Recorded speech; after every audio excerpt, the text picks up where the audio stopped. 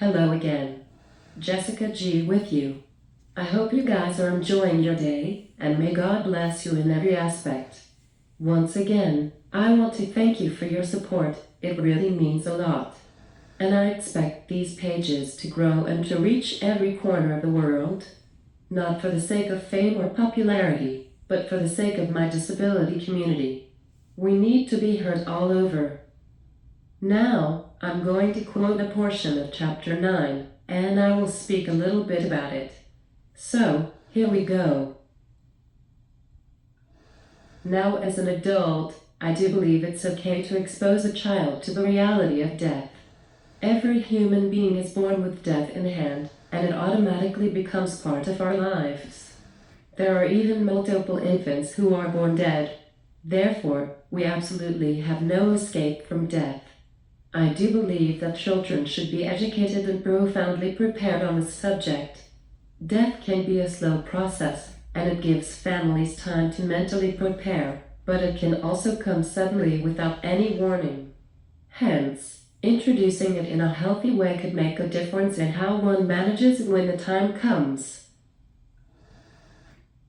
So, we are going to talk a little bit about our favorite subject, which is death. Just kidding, it's nobody's favorite topic, not even mine. Nobody wants to die. I believe it's rare to hear people saying they're preparing for death when they are perfectly fine health-wise. However, I think it's very important to get ready for this moment spiritually, mentally, and emotionally. As someone who lives with a pre-existing condition, I've thought I would die on various occasions, either at home or in the hospital. Those moments have been the most terrifying because I've been in situations where I literally cannot breathe at all. I express these moments throughout the book.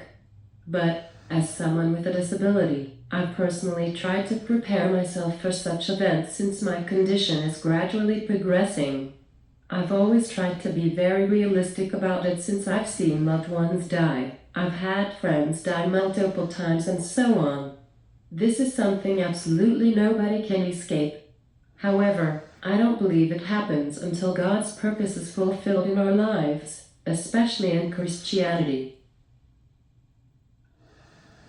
Is it good to teach our children about this? I believe it is, but everyone has their own beliefs.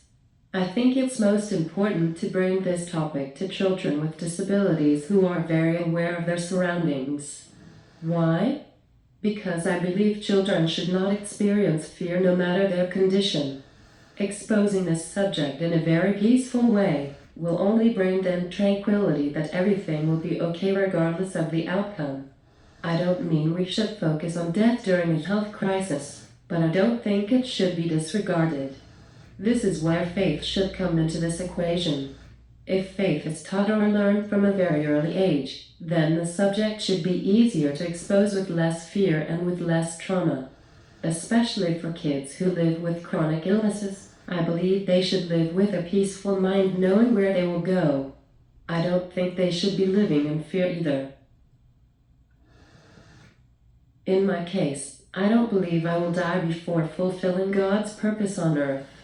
I need to complete His assignment, and His promises for my life need fulfillment before I go back home. So, this is enough for today.